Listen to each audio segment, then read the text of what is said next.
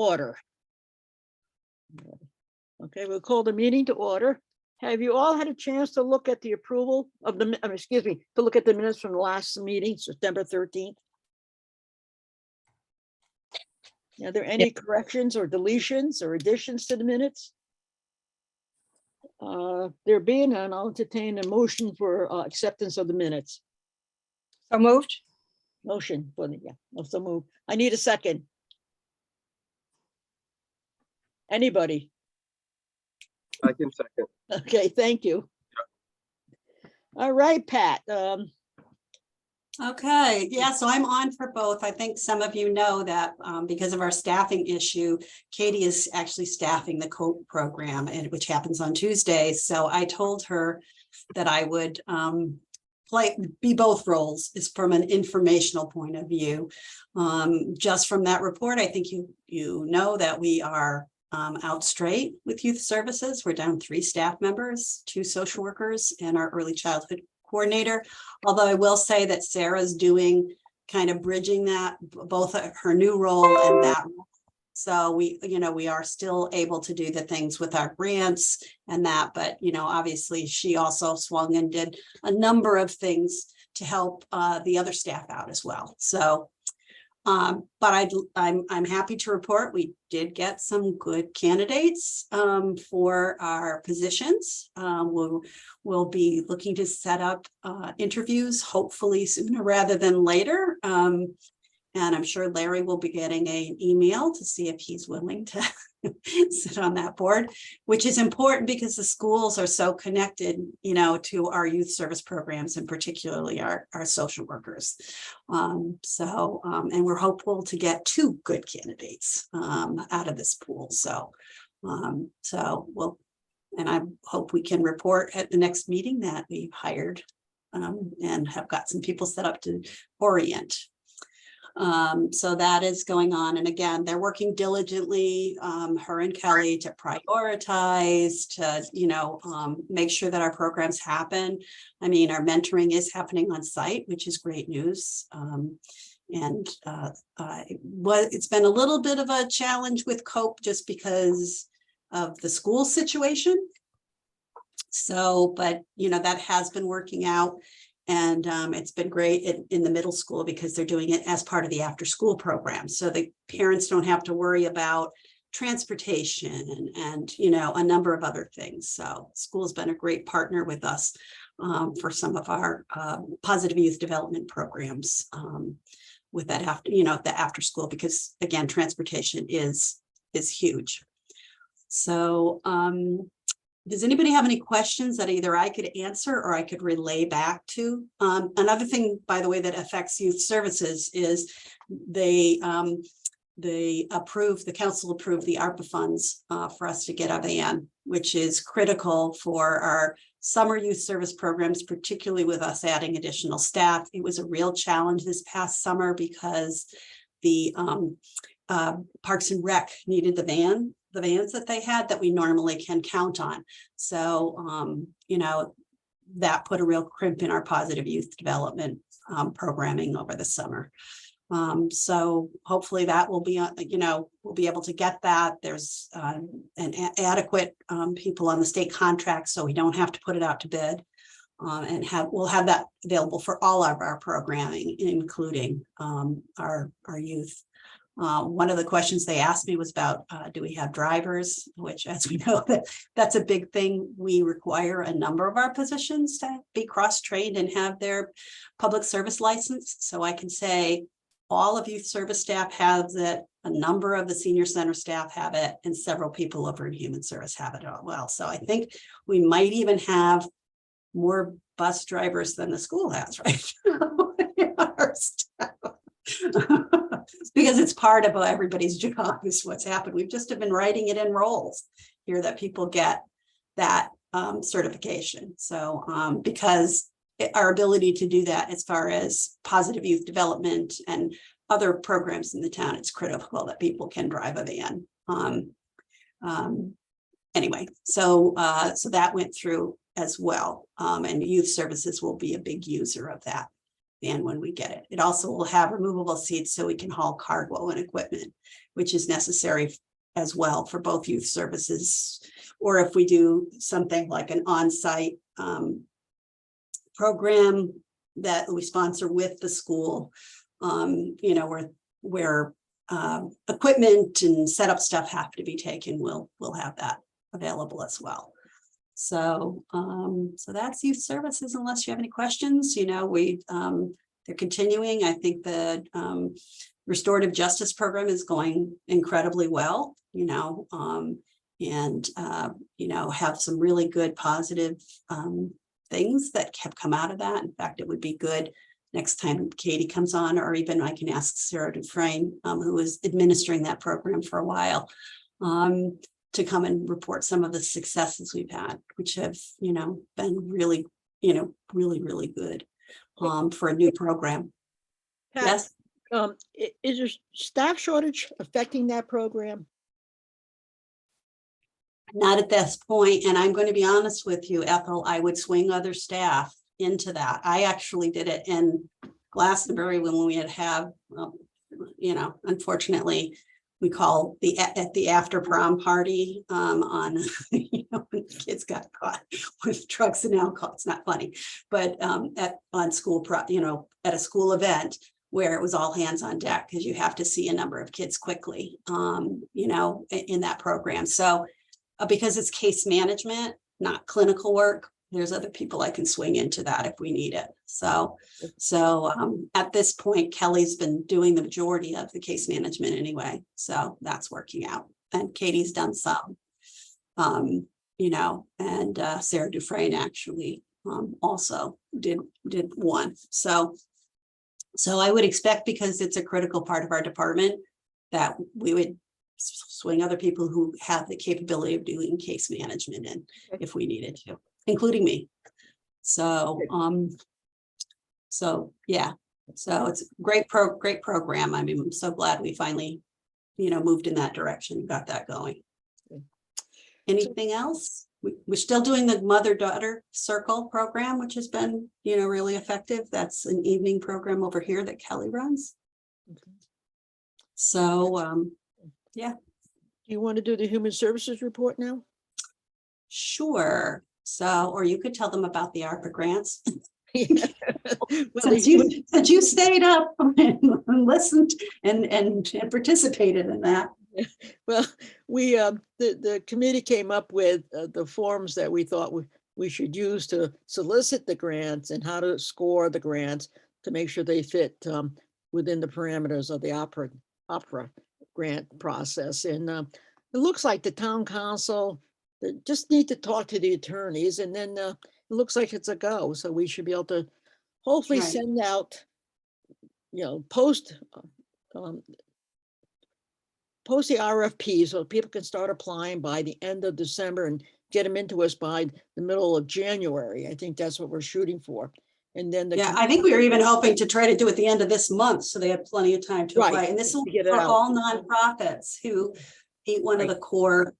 So it's a one shot, you know, it's a one-time thing, and it would be either for service or capital. So and grants, what, 5,000 to 25,000. You're right, depending. pot. And So- the town council seemed to be okay with it, you know, for the most part, other than just getting some legal information from their attorneys. Right. And hopefully we'll get it out and the grants will come in and we can start looking at it after the 15th of January and start maybe awarding some grants or recommend to the town council what grants should be Right. approved. And the town appropriated a significant amount of money. Yeah, It's like what, $300,000. $300,000. Yeah, over, yeah. So for these grants. So, and it's nonprofits who service Mansfield residents. It doesn't have to be a Mansfield nonprofit, but they have to service Mansfield residents are eligible. So So we'll some good applications, you know, because we will fund some capital stuff, like if somebody needs a new car, you know, for the program, or a stove or something like that, we will fund that if it serves Mansfield residents. So right. So it's a kind of a nice, oh, you love to score grants? I don't not kidding when I say I love to do it. Like, it's a weird, quirky thing about me. I've done it for the State Department of Ed when they got some ARPA funding, like in the Yep. middle of 21 for some of the camps and stuff. I just told them I couldn't cover like anything east of the river Right. conflict.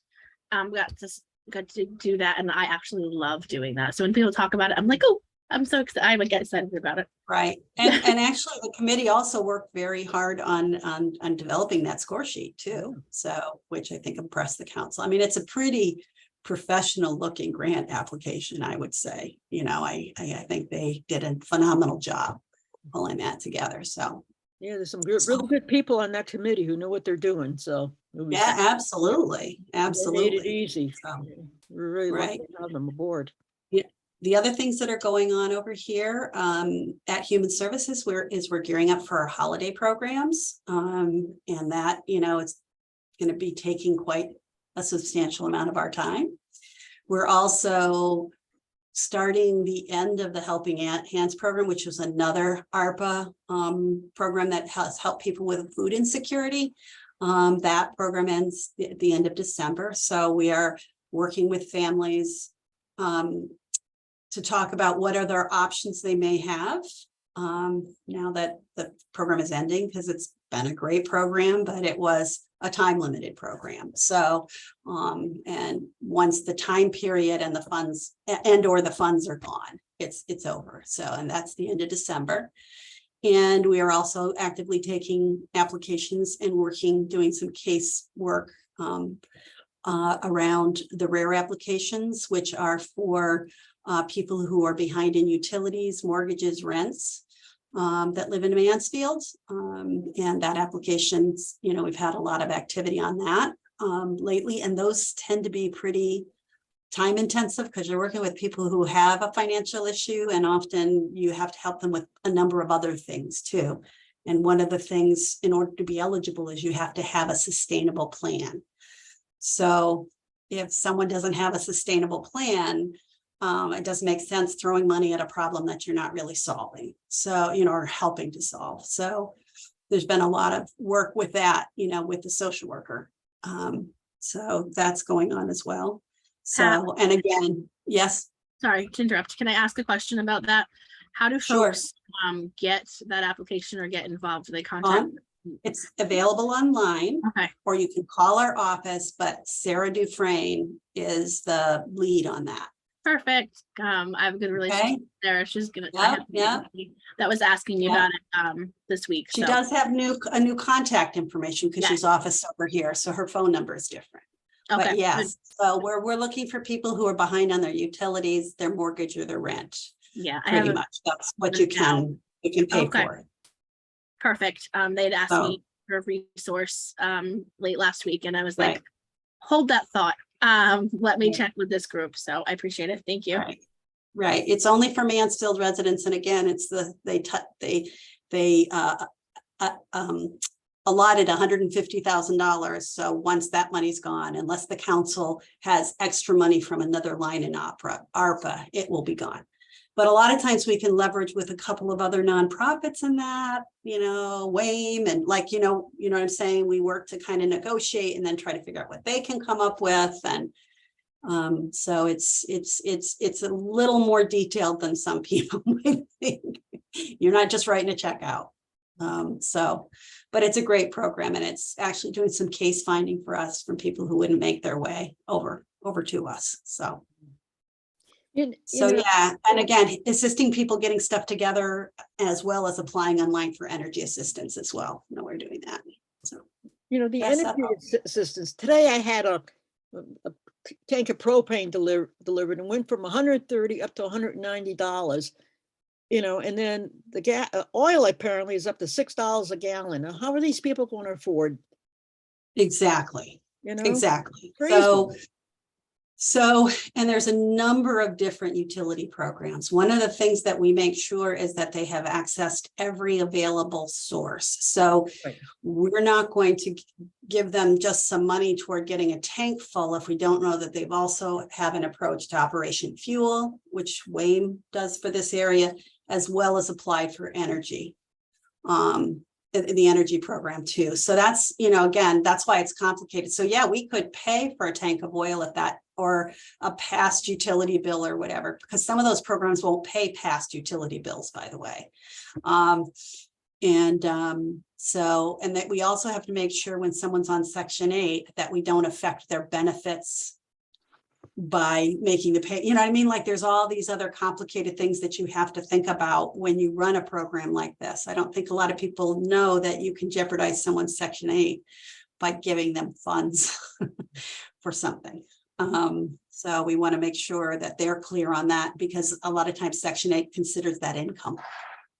So, so anyway, but yeah, and certainly this is a program that no other town has. We've had other people from other towns that have said, well, I'm from Willimantic, can I apply? Or I'm from Ashford. And it's like, no, this is Mansfield's ARPA money, so it's going to Mansfield residents. So Very good. So that's That's it. my report, unless you have any questions. Yep. Moving My down. job's out there. Like I said, it's posted. It closes at the end of this month. So, and I know they haven't gotten many applicants. So if you know of anybody who's might be interested, that would, Okay. I think, that's the story right now with recruitments. I'll be honest with you. I've had a couple of recruitments that nobody applied for. So it's a challenge to recruit right now. So, and it's a great job. Do you have any sector reports on the old business? No, right? No, Nope. not that I can think of. Okay. We did do a government academy 2 weeks ago. What is that? They came. So there's the local government academy. There's about 20 people that signed up for it, and they go to the different departments and find out about them. So they came here, and Katie, and Sarah and I did a presentation, and they got a meal, and they got a tour here, and we showed them some specific things about what we do. Under new business, next month's meeting is on the 8th, which is election day. And also, I think it's Veterans Day weekend. So Mhm. we can either, and I won't be available, and so we can either cancel the meeting altogether or hold it and hope for a quorum, or just reschedule for You'd December. have to do a special What meeting. people- Yeah. What would people like to do? Do you want to still meet? Do you want to reschedule? I don't know what people's schedules are like, during that week. Yeah, Deborah? I work the elections, so I won't be available. All right, well then I think we need to cancel it or reschedule it, right? And Larry, you Well, won't you be can- around either, I will you? have professional development. Yeah, Yeah. I've become. So professional. So it's the meeting itself would be canceled. If you rescheduled, it would be a special meeting, and then your agenda, you can only talk about what's on your agenda. That's the difference. well, I would suggest we just cancel it and just meet in December. Is that okay with everybody? That's fine. No, but Okay, Yes. good.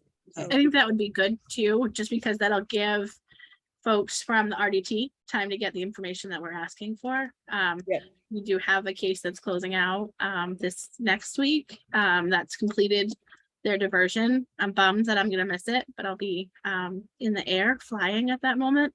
So I talked with Katie and let her know. I'm like, I'm so sad. But it'll be I think it is our first one that has completed the diversion. So I think Yes. if we meet in December, it'll be good because it'll give those folks time to talk about that and to talk about what's the referrals that we're getting now. So Good. Start taking stuff off the back, but I'm not sure that's. Somebody talking? Okay. Anyway, is there anything else? Does anybody have anything else they want to talk about before we adjourn? If not, I'll entertain a motion for adjournment. Do you have a motion? Anybody? I'll motion for adjournment. Okay, a second. Well, Yep, thank you, second. everybody, for coming. Appreciate it. And have a good month, and don't forget to vote. Refrigerator. Right. See you all. Bye-bye. See ya. We'll see you, Pat. Take care.